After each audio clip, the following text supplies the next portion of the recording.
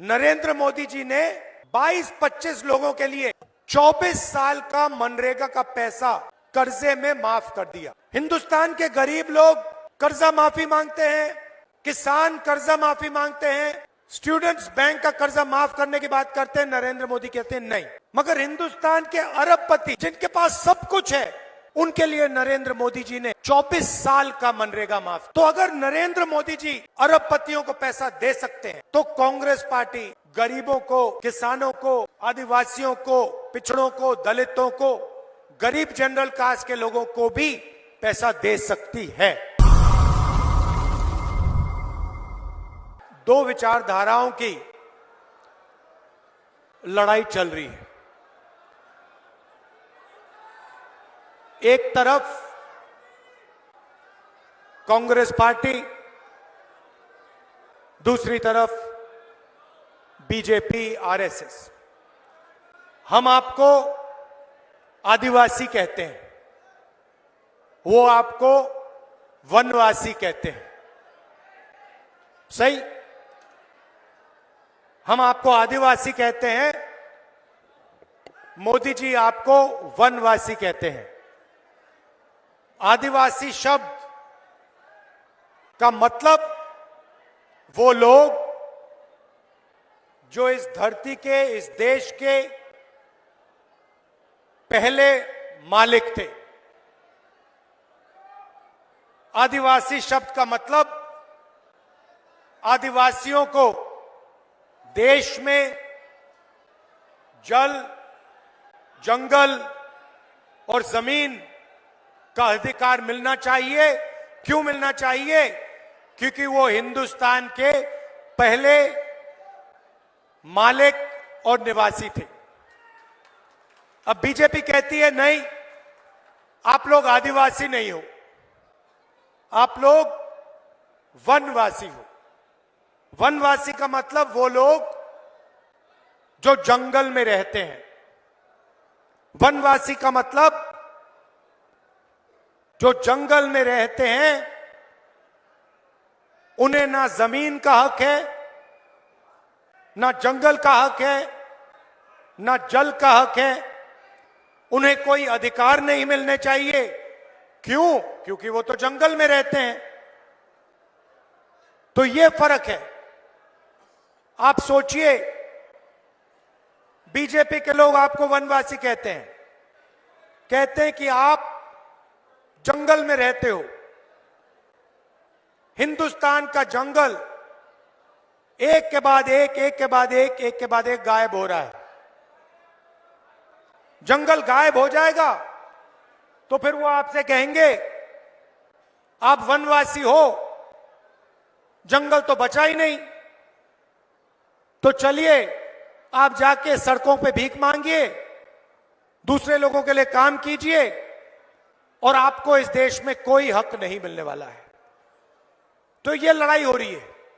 हमारे लिए आप आदिवासी हो, हिंदुस्तान के पहले मालिक हो, और ये आपका इतिहास है, आपकी हिस्ट्री है। वनवासी शब्द जो है आपकी हिस्ट्री को मिटाने की कोशिश वाला शब्द है। आपके इतिहास को, आपकी भाषाएं को, आपके जीने के तरीके को खत्म करने का शब्द है। सीधी बात कहेंगे आपको कि भैया आप तो जंगल में रहते हो, आपको अधिकार कैसे मिलेंगे? जंगल में किसी को अधिकार थोड़ी मिलते हैं। तो यह फर्क है।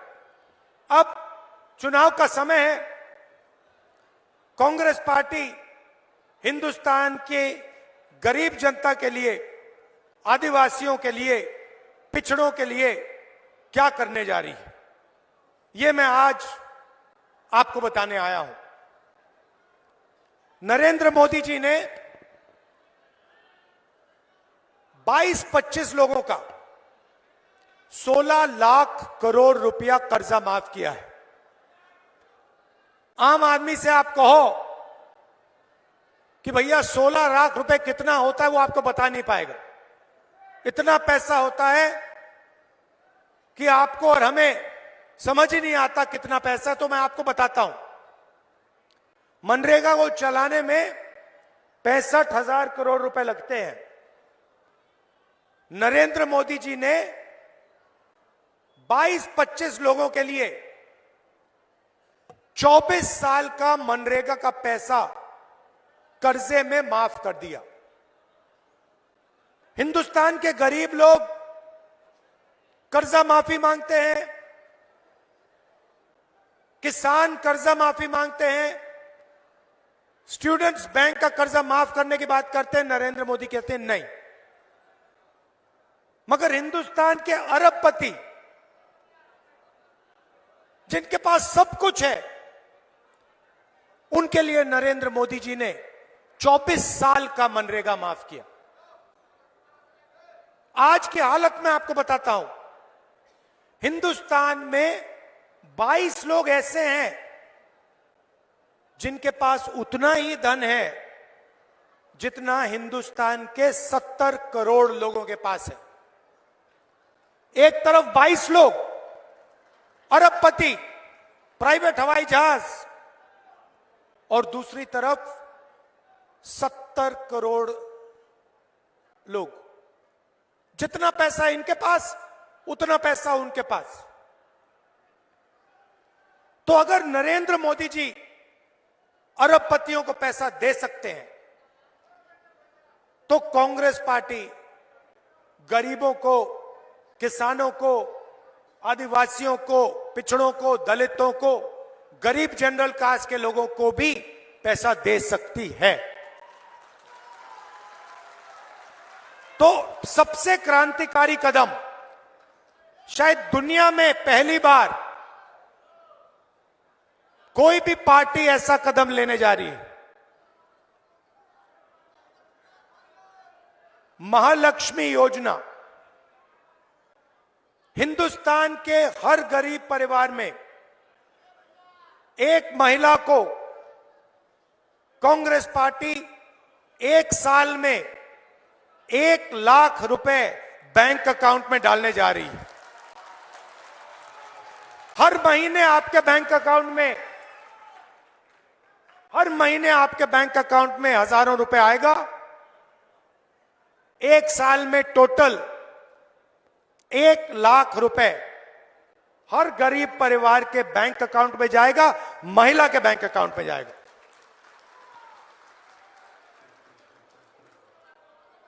इससे हिंदुस्तान का और हमारे गरीब परिवारों का की जिंदगी बदल जाएगी। क्रांतिकारी काम है। आप सोचो एक परिवार है, गरीब परिवार है मध्य प्रदेश में, मजदूरी करते हैं, 3-4 हजार रुपए की उनकी आमदनी है।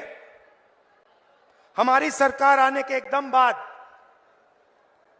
उस परिवार को बैंक अकाउंट में हर साल 1 लाख रुपए मिलेगा। मतलब परिवार की जिंदगी बदल जाएगी।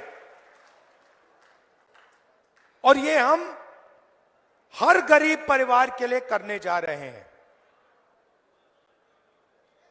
उन्होंने 22 लोगों का कर्जा माफ किया।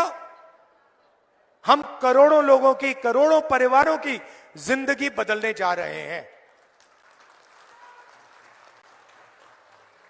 नरेंद्र मोदी जी ने नोटबंदी की, गलत जीएसटी लागू की। जो छोटे व्यापारी हैं, छोटा बिजनेस चलाते हैं, छोटी फैक्ट्री चलाते हैं, मिडिल साइज फैक्ट्री चलाते हैं, जिसमें 15-20 लोग, 50 लोग, 100 लोग काम करते हैं,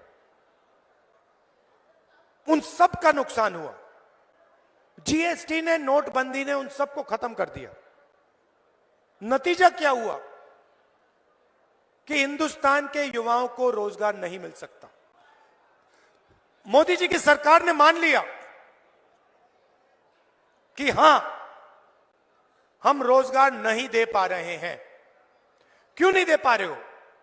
क्योंकि आप पूरा का पूरा काम 20-25 लोगों के लिए कर रहे हो।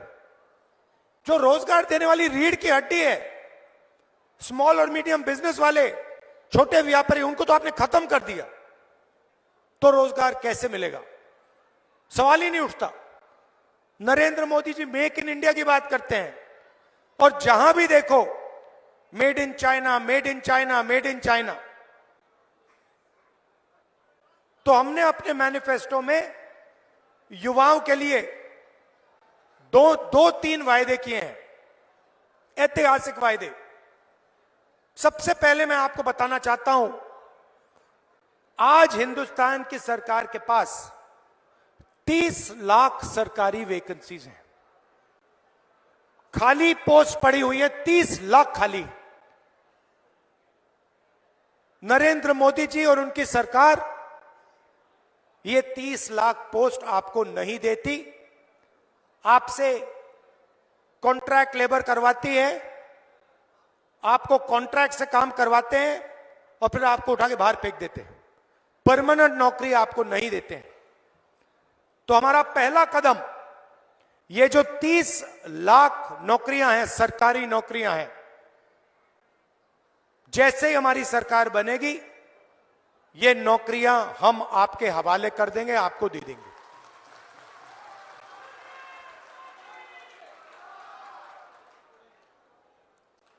अब एक शब्द होता है अप्रेंटिसशिप, अंग्रेजी शब्द होता है।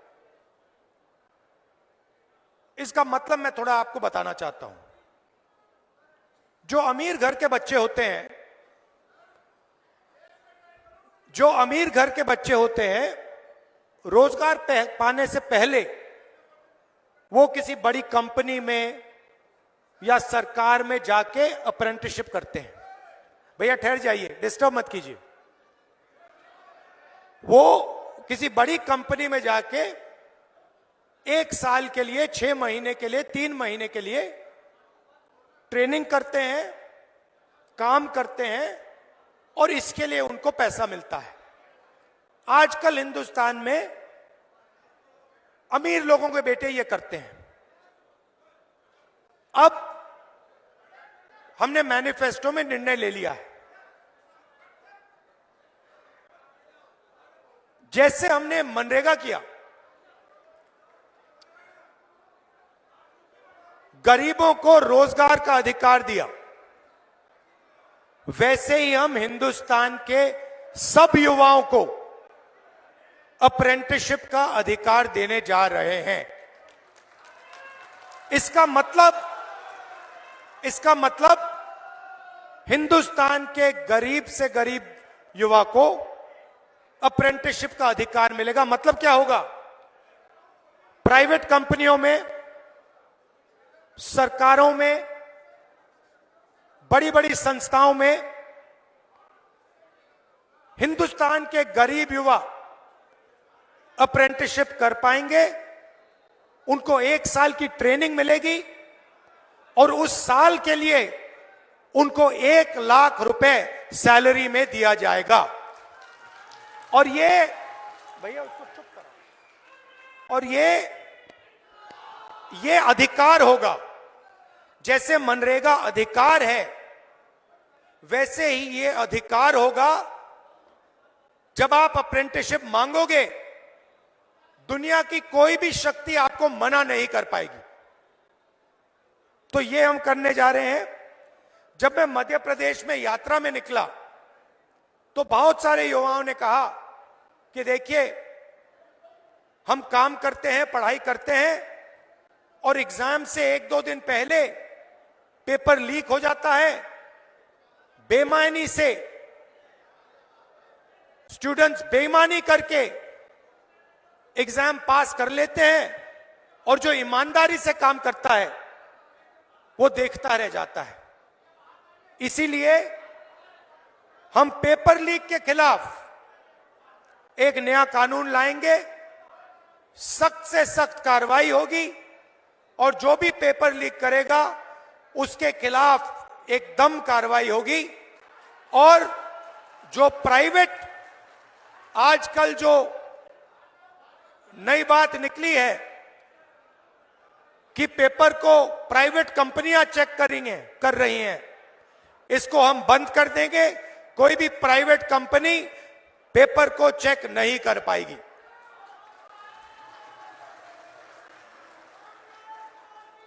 भाइयों और बहनों, मैंने आपको महालक्ष्मी योजना के बारे में बोला और युवाओं को जो रोजगार देने की बात हम कर रहे हैं, अप्रेंटिसशिप का कानून, अप्रेंटिसशिप का अधिकार, उसके बारे में बोला। अब मैं आपको किसानों के बारे में बोलना चाहता हूं। नरेंद्र मोदी जी किसान विरोधी कानून लाए और देश के सारे किसान उस कानून के खिलाफ खड़े हो गए। पंजाब, हरियाणा, मध्य प्रदेश, कर्नाटक, महाराष्ट्र, हर प्रदेश के किसान खड़े हो गए। उन्होंने कानून को रद्द करवाया। नरेंद्र मोदी अरबपतियों का कर्जा माफ कर देते हैं, मगर किसानों का ना कर्जा माफ होता है, ना किसानों को सही दाम मिलता है। किसान कोई फ्री गिफ्ट नहीं मांग रहा है, किसान कोई तोहफा नहीं मांग रहा है।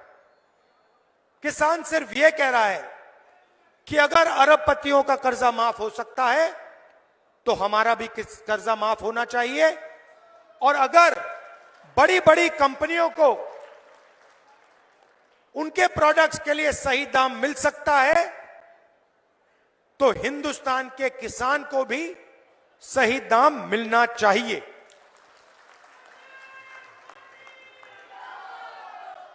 तो हमने निर्णय लिया है कि जैसे ही हमारी सरकार आएगी, हिंदुस्तान के किसान का कर्जा माफ होगा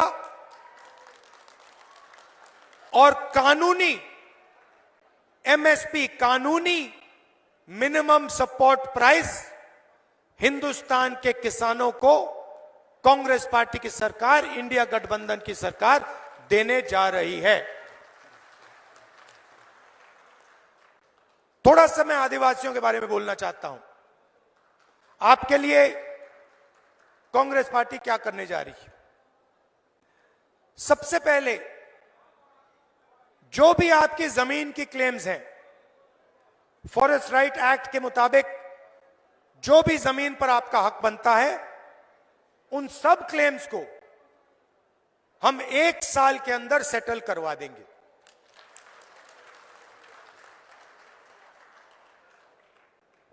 मैंने पहले कॉन्ट्रैक्ट लेबर की बात की।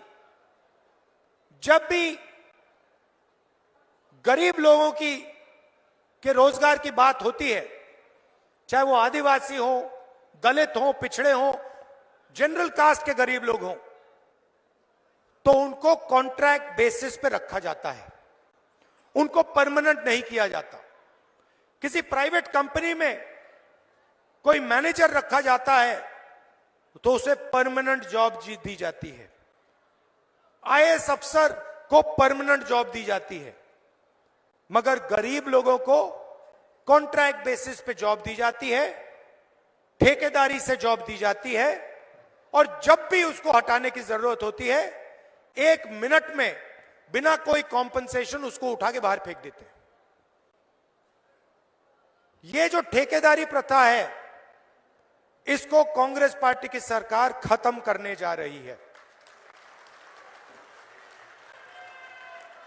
सरकार में और पब्लिक सेक्टर यूनिट्स में ठेकेदारी प्रथा हम बंद करेंगे, और जिसको भी नौकरी मिलेगी वो परमानेंट नौकरी होगी, वो सरकारी नौकरी होगी, और वो किसी ठेकेदार के थ्रू नौकरी नहीं होगी। इससे आदिवासियों को, दलितों को, पिछड़ों को, गरीब जनरल कास्ट के लोगों को फायदा होने जा रहा है। एससी, एसटी और ओबीसी की जो स्कॉलरशिप्स हैं, उनको हम दुगना करने जा रहे हैं। और शायद सबसे बड़ा काम, जहां भी आदिवासियों की 50% से ज्यादा आबादी है, वहां पे हम 6 शेड्यूल को लागू करने जा रहे हैं। अब बीजेपी के लोग गलत बात फैला रहे हैं कह रहे हैं कि 6 शेड्यूल के माध्यम से बाकी लोगों को नुकसान होगा। यह बिल्कुल गलत है। 6 शेड्यूल का मतलब कि डिस्ट्रिक्ट कलेक्टर नहीं चलाएगा, लोकल लेवल पे कमेटी चलाएगी। उस कमेटी में आदिवासी होंगे, ओबीसी होंगे, दलित होंगे, जनरल कास्ट के लोग होंगे। तो ओबीसी को, दलित को नुकसान नहीं होगा, किसी को नुकसान नहीं होगा। सिर्फ यह बात होगी कि आपका जो लोकल एरिया है, आप लोग उसको लोकली चलाओगे, पंचायत के लेवल से चलाओगे, वार्ड के लेवल से चलाओगे, और ऊपर से दिल्ली से या डिस्ट्रिक्ट कलेक्टर के ऑफिस से वो नहीं चलाया जाएगा। यह फर्क है। और इससे सिर्फ आदिवासियों को नहीं फायदा होगा, हर वर्ग को फायदा होगा। तो ये हम उन डिस्ट्रिक्ट्स में करने जा रहे हैं जहां भी आदिवासियों की आबादी 50% से ज्यादा है, और इससे ना किसी ओबीसी का नुकसान होगा, ना किसी गरीब जनरल कास्ट का नुकसान होगा। इससे सिर्फ यह फर्क पड़ेगा कि डिस्ट्रिक्ट कलेक्टर नहीं चलाएगा, लोकल एरिया से ये आपका पूरा का पूरा काम किया जाएगा। तो आपको डिस्ट्रिक्ट कलेक्टर के पास नहीं जाना पड़ेगा, आप गांव से, छोटे छोटे कस्बों से ही अपनी सरकार को चलाओगे। यह फर्क है।